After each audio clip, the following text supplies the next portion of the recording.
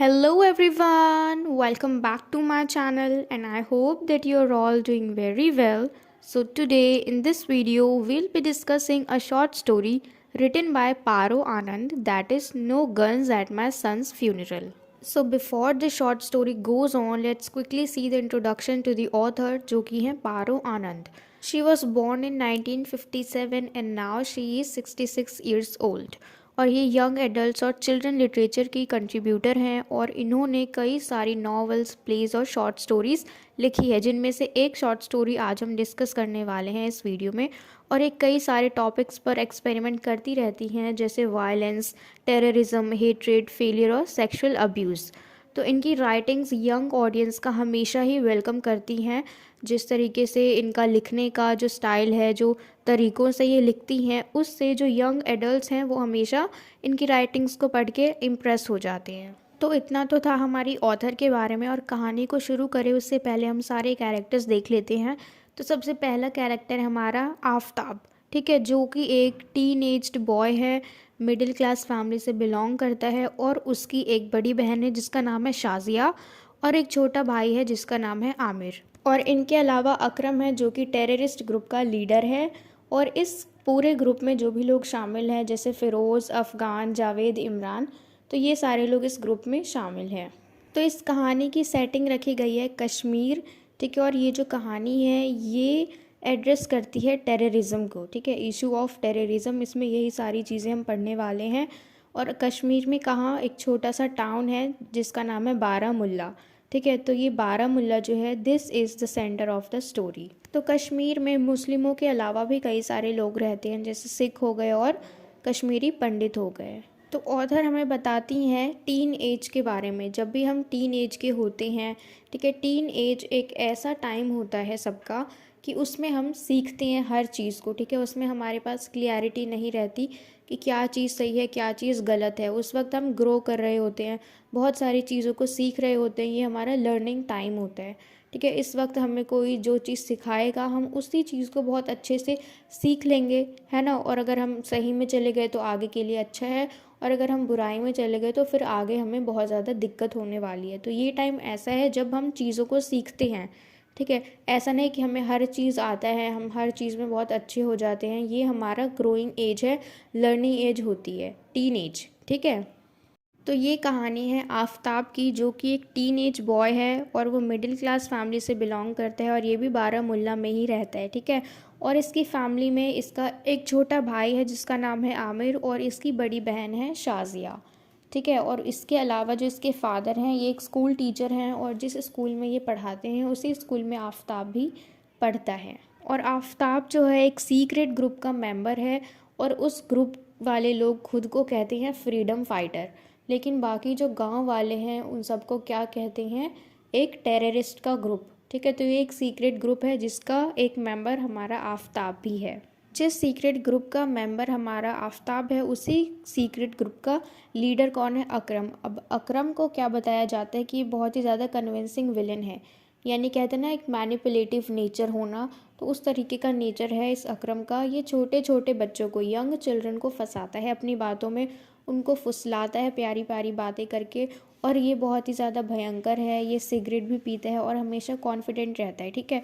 और इसके अंदर वो सारी क्वालिटीज़ है जो कि एक अच्छे लीडर में होनी चाहिए, क्योंकि एक लीडर जो होता है वो पूरा ग्रुप संभालता है. उसके अंदर ऐसी क्वालिटीज़ होती है कि एक एक मेंबर का ध्यान रखता है. अगर किसी को कोई चीज़ समझ नहीं आ रही है तो उसको अच्छे तरीके से बताता है. और ये एक बहुत ही ज़्यादा रहस्यमय व्यक्तित्व वाला इंसान है, ठीक है. यानी अपने बारे में हर चीज़ वो बताता नहीं है किसी को, लेकिन सबकी बातें जान लेते हैं. और उसकी प्यारी प्यारी मीठी मीठी बातें जो है, उन बातों में यंग चिल्ड्रन बहुत ही ज़्यादा जल्दी प्रभावित हो जाती हैं. जैसे कि छोटे बॉयज़ हैं, यंग बॉयज़ हैं, जैसे कि हमारा आफताब है. तो ये यंग बॉयज़ को क्या कहता है कि हमारे देश को, तुम्हारे जैसे आने वाले युवा की बहुत ज़्यादा ज़रूरत है.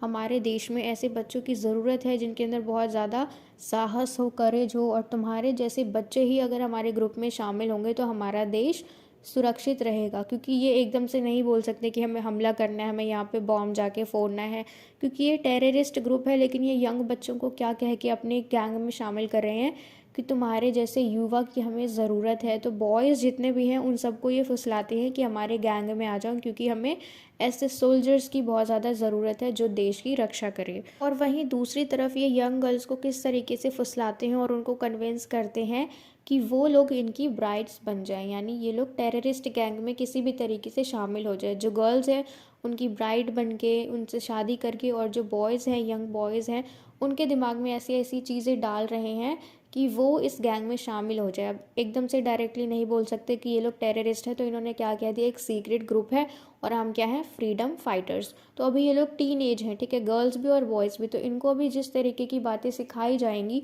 वही सारी चीज़ें ये लोग सीख रहे हैं अननोइंगली, ठीक है। इन्हें कुछ भी नहीं पता कि ये जो ग्रुप है ये एक टेररिस्ट का ग्रुप है।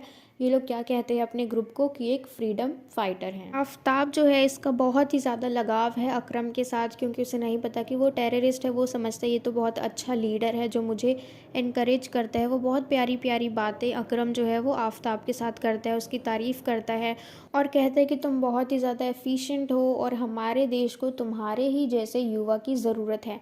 आने वाले टाइम में हमें तुम्हारी ही ज़रूरत पड़ेगी जो हमारे पूरे देश को संभाल सके।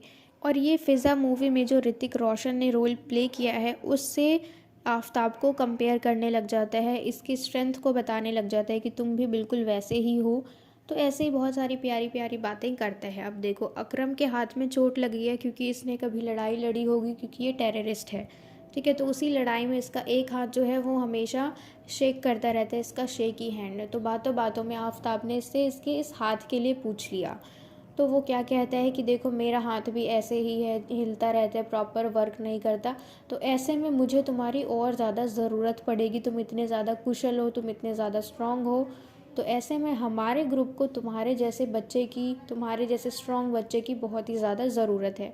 तो मतलब वो हर तरीके से सबको अपनी बातों में फंसा लेता है, एक तरीके से मैनिपुलेटिव है, ठीक है, और टेररिस्ट का बहुत ही बड़ा लीडर है। और इस टेररिस्ट ग्रुप में जितने भी लोग हैं, जैसे फ़िरोज़ है, अफ़गान है, ये दोनों फ़िरंगी हैं, और जावेद और इमरान जो हैं ये दोनों यहीं के हैं, कश्मीरी ही हैं। और इनको रोज़ फ़िज़िकल ट्रेनिंग के लिए जाना पड़ता है, और इनके साथ ही रह के जो आफ्ताब है ये हमेशा अपने स्कूल के लिए लेट हो जाता है और कभी अपना स्कूल मिस कर देता है इनके साथ ही ट्रेनिंग सेशन में जब भी वो जाता है, ठीक है। तो मतलब बहुत बार उसने कोशिश करी है कि अपने घर से चुपके से निकल जाए, तो कई बार इसको इसकी मम्मी पकड़ लेती है।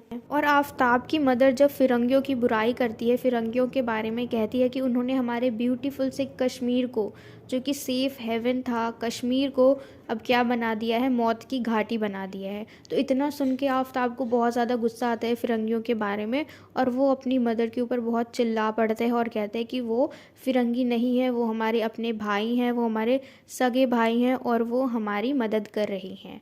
अब ये सारी बातों से क्या पता लगता है कि इसको ये सब किसने सिखाया, जो इनका टेररिस्ट ग्रुप है उसने, ठीक है, क्योंकि ये टीनेज बॉय है, स्कूल जाता है, अब स्कूल में तो ऐसी बातें बताते नहीं है, तो इसको कौन सिखा रहा है ये सब, वही इसका टेररिस्ट ग्रुप जिसका ये एक मेंबर है।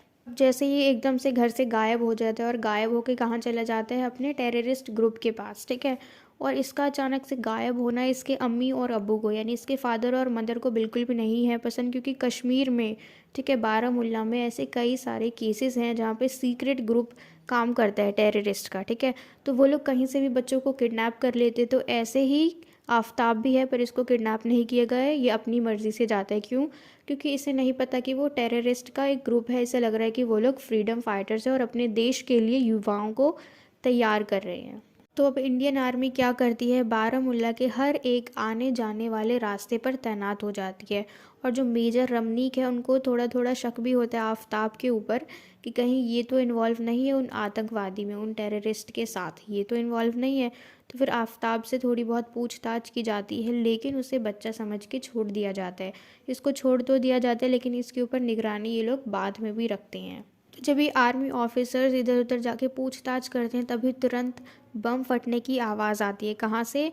बिल्कुल वहाँ से जहाँ पे इन्होंने अपने कैंप को लगा रखा होता है। और उसी में जब ये लोग पकड़ने जाते हैं टेररिस्ट को, तो उनमें से फ़िरोज़ जो है वो अरेस्ट हो जाता है और अकरम वहाँ से भागने लग जाता है। और वहीं दूसरी तरफ इन्होंने आफ्ताब को काम दिया है कि मार्केट में बम फोड़ने का काम किसका है, आफ्ताब का है। और बम फोड़ने के बाद अब अकरम जो है वहाँ से भाग रहा है जल्दी से, और फ़िरोज़ जो है उसी का एक मेंबर वो अरेस्ट हो चुका है। बम फोड़ने के बाद सीधा भाग रहे हैं। ये चीज़ हमें क्या दिखा रही है? लैक ऑफ गाइडेंस, कि आफ्ताब को नहीं बताया गया कि उसके बाद क्या करना है।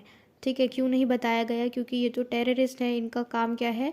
सीधा बम फोड़ना जाके, इनको किसी के जान की परवाह नहीं है। तो इसलिए इनका बस काम हो रहा है आफ्ताब के थ्रू कि जहाँ पे बम फोड़ना है वहाँ पे कौन फोड़ेगा? आफ्ताब फोड़ेगा। और उसके बाद क्या होगा? अगर वो मर भी गया तब भी कोई फ़र्क नहीं पड़ता। तो आफ्ताब की ये चीज़ हमें दिखाती है कि टीनेजर्स में अभी उनको इतना दिमाग नहीं है, उनके अंदर इतना माइंड नहीं है कि वो गलत और सही में फ़र्क जान सके।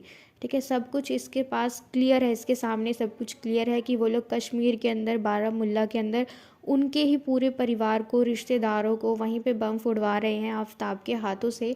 तो सब कुछ क्लियर है उसके सामने, लेकिन बस एक चीज़, एक टाइटल दे दिया उन्होंने, फ्रीडम फाइटर, है ना। बस नाम का फ़र्क। अगर उसको बोल देते टेररिस्ट तो वो साइड हो जाता, और अगर अभी उसको बोला हुआ है कि फ्रीडम फाइटर तो वो उनके साथ काम कर रहे हैं, अब भले ही वो गलत हो। तो इसको नहीं पता कि गलत क्या है, सही क्या है। ये बस उस टाइटल के पीछे भाग रहा है कि ये लोग फ्रीडम फाइटर है तो मुझे इनकी हेल्प करनी है। ठीक है, पर इन्हें नहीं पता कि फ्रीडम फाइटर असल में क्या काम करते हैं और टेररिस्ट क्या काम करते हैं। टेररिस्ट सबको मारने का काम कर रहे हैं, बम फोड़ने का काम कर रहे हैं, लेकिन जो फ्रीडम फाइटर अगर असली में होते ये, तो ये सब आफ्ताब से नहीं कराते। और इसी भागा भागी में, इसी हलचल में, इतनी भीड़ में अकरम की अचानक से मौत हो जाती है। और अकरम की मौत हो जाती है, ये सुन के आफ्ताब को बहुत ज़्यादा दुख होता है, पीड़ा होती है, क्योंकि आफ्ताब को अकरम से बहुत ज़्यादा लगाव था। अब जैसे ही ये सुनता है कि उसकी मौत हो गई तो इसको मानो जैसे सदमा लग जाता है, ये एकदम सुन्न होकर खड़ा हो जाता है। और इसका काम क्या था कि ये मार्केट में बम फोड़े। तो अब इसको बहुत ही ज़्यादा गुस्सा आ गया और ये क्या कर देता है, बम को वहीं पे फोड़ देता है मार्केट में ही। ठीक है, और जैसे ये बम फोड़ते हैं, पूरा जो बारामुल्ला है ना, ये पूरा हिल जाता है और बहुत ही बड़ी संख्या में सबकी मौत हो जाती है। जो भी सारे लोग मार्केट में मौजूद थे उन सब की मौत हो जाती है, और साथ ही साथ आफ्ताब की भी। तो स्टोरी के एंड में आफ्ताब और उसके साथ जो सिख फ्रेंड था उसी के टीम में, मतलब उसी के ग्रुप में शामिल था, और अंगद जो है इसकी भी डेथ हो गई, यानी इन सब की एक साथ डेथ हो गई। और जब इनकी मदर्स को पता चला, इनकी फैमिली को पता चला, तो सारे बहुत ही ज़्यादा शोक मना रहे थे।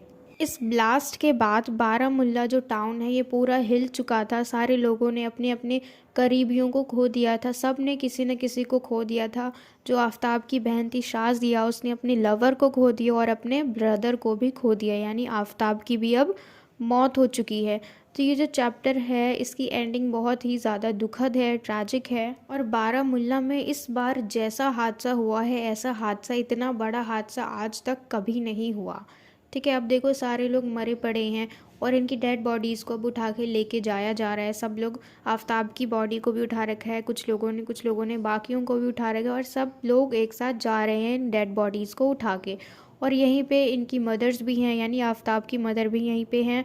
और जो लोग लेके जा रहे हैं उनके हाथ में गन्स हैं और वो गन को फायर करते हुए जा रहे हैं, यानी बंदूक चलाते हुए रास्ते से लेके जा रहे हैं उसकी डेड बॉडी को भी, और साथ में गन को भी चला रहे हैं, बंदूक चलाते चलाते लेके जा रहे हैं। और ये जो साउंड है ना इन बुलेट्स की, ये बहुत ही ज़्यादा डरा रही है और बहुत ही ज़्यादा हलचल कर रही है। मतलब पूरा जो एनवायरनमेंट है ना, जब कोई मर जाता है तो पूरा एनवायरनमेंट बिल्कुल शांत हो जाता है, दुखद हो जाता है। तो इसमें ये जो गन के बुलेट्स की आवाज़ है ये बहुत ही ज़्यादा परेशान कर रही है लोगों को, और भी ज़्यादा दुखी कर रही है। तो इसी गन की आवाज़ को सुन के आफ्ताब की मदर जो है वो बहुत ज़ोर से चिल्ला के बोलती है, there will be no guns at my son's funeral, कि मेरे सन के फ्यूनरल में कोई भी बंदूकें नहीं चलेंगी। तो इसी के साथ हमारी ये short story no guns at my son's funeral ख़त्म होती है। और अभी तुरंत हमें पता लगा कि ये जो टॉपिक है ना, no guns at my son's funeral, ये क्यों रखा गया। ठीक है, तो ये शब्द जो हैं ये आफ्ताब की मदर के मुंह से निकले हैं लास्ट टाइम पे। तो मुझे पूरी उम्मीद है कि आपको पूरी ये शॉर्ट स्टोरी अच्छे से समझ में आ गई, कोई डाउट्स नहीं रहे, क्योंकि हमने हर चीज़ को अच्छे से जाना, अच्छे से डिस्कस किया। And I hope that you really like this video, you really understood this short story, and if so then please let me know in the comment box if you like this video, and share it with your friends as well so that they can get help from it. And don't forget to subscribe my channel. Until we meet in the next video, keep learning.